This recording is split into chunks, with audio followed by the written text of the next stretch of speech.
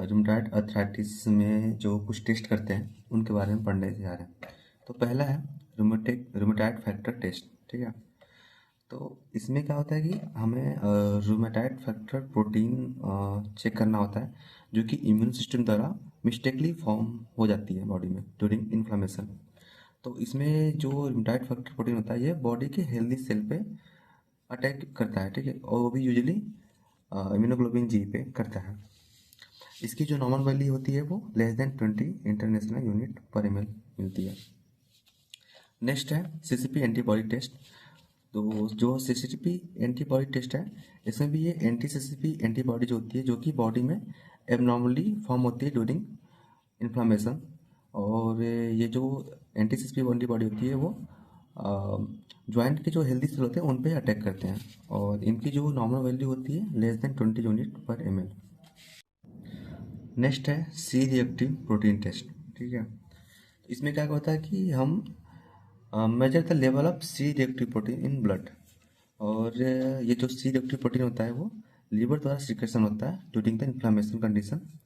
High CRP का मतलब होता है कि बॉडी में एक्यूट या फिर क्रोनिक हेल्थ की कंडीशन होती है बॉडी में, और ड्यूरिंग एक्यूट इन्फ्लामेशन यह काफ़ी क्विकली राइज होती है। इसके जो नॉर्मल वैल्यू है वो <6 mg पर लीटर। नेक्स्ट टेस्ट है ESR एरिथ्रोसाइट सेडिमेंटेशन रेट।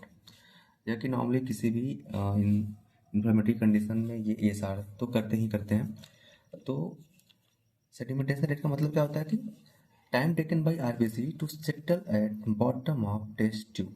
ठीक है, जब हम टेस्ट करते हैं तो टेस्ट ट्यूब के अंदर RBC को सेटल डाउन होने में कितना टाइम टेकन होता है, ये होता है सेडिमेंटेशन रेट। ठीक है,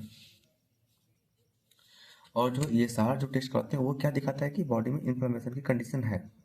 टिपिकली अगर जो RBC होती है वो स्लोली सिंक करती है, लेकिन जब बॉडी में इन्फ्लेमेशन की कंडीशन आती है तब क्या होता है कि RBC जो होती है वो एक दूसरे से स्टिक करके क्लम्प फॉर्म करती है। जब क्लम्प फॉर्म हो जाता है तो वो काफ़ी हैवियर हो जाती है। हैवियर होने से वो फिर जल्दी सिंक होती है, और जल्दी सिंक होने से ESR का रेट हायर दिखने लगता है। ठीक है, तो फास्टर ESR का मतलब होता है हायर इन्फ्लामेशन।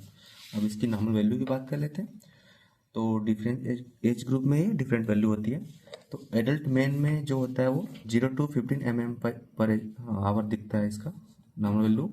एडल्ट वुमन में 0 to 20 mm पर आवर दिखता है इसका नॉर्मल वैल्यू। और चिल्ड्रेन में जो होता है 0 to 10 mm पर HR दिखता है। और ये जो वुमन में हायर क्यों दिखती है, इसकी डिफरेंट कंडीशन होती है, क्योंकि जो वुमन की जो फिजियोलॉजी होती है वो मेन से काफ़ी अलग होती है। जैसे कि जो वुमन होती है उसमें फाइब्रोनेजन जो होता है ना, जो क्लॉटिंग प्रोटीन होता है वो हायर होता है, इसकी वजह से। या फिर दूसरा होता है मेंस्ट्रुएशन। जनरली मेंस्ट्रुएशन के टाइम में ब्लड लॉस होता है, तो उसकी वजह से भी ये हायर दिखता है। और एस्ट्रोजन की वजह से, एस्ट्रोजन